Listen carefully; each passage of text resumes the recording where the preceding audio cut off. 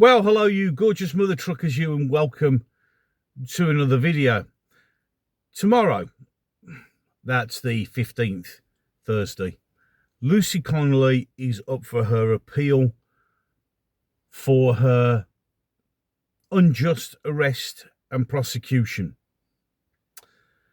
She is one of the many political prisoners that are currently serving time in His Majesty's.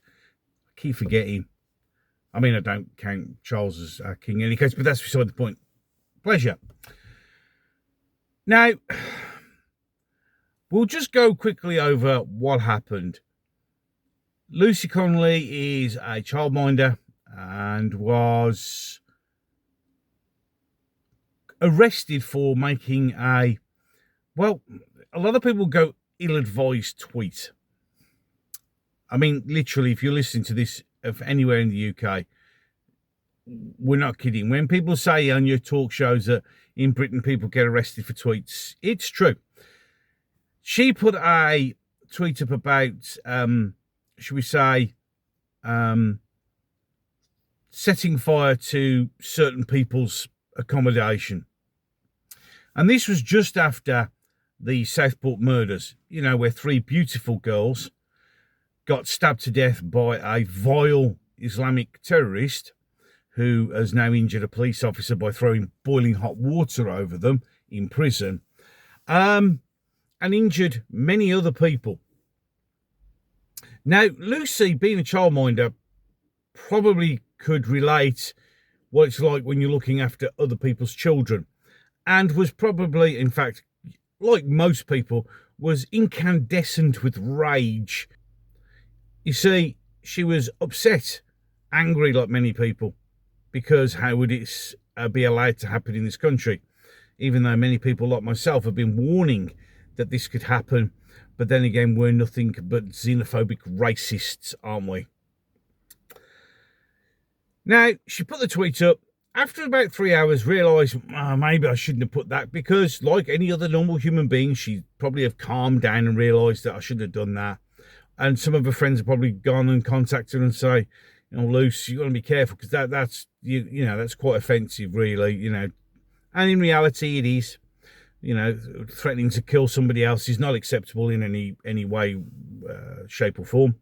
So she thought, oh yeah, you're right. Oh shit, should have done that. Deleted it.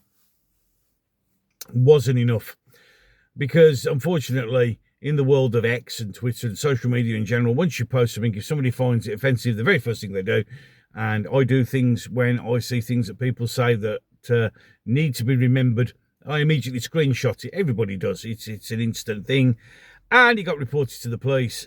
She was then summarily arrested, charged, told to plead guilty, because like many of them, they were given bad legal advice, because the government wanted to make sure they made scapegoats of these people.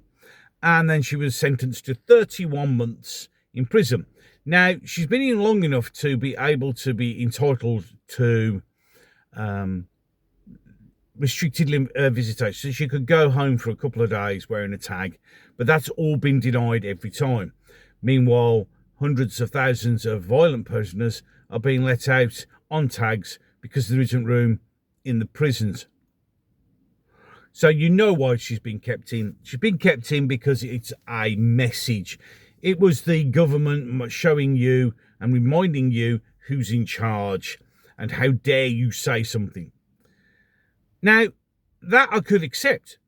Okay, fair enough, if it had been applied equally. But of course, we have, Nick Pope from Hope Not Hate, or Hate Not Hope, who, during the Birmingham riots, which were up the road, where 100 Muslim men ran riot through the streets down from Washford Heath all the way down, down the road, smashing up places, attacking people in vehicles, beating some poor bloke almost to death outside a pub and the Swan, just up the road from where I live. Police nowhere to be seen because they'd spoken to community leaders and it was okay. He actually tweeted that people were driving around throwing acid in Muslim women's faces, which is a complete lie. Now, I say this because Lucy was charged with inciting racial hatred. But Nick went, oh, sorry, took down the tweet and apologised, like Lucy did, but he didn't even get investigated.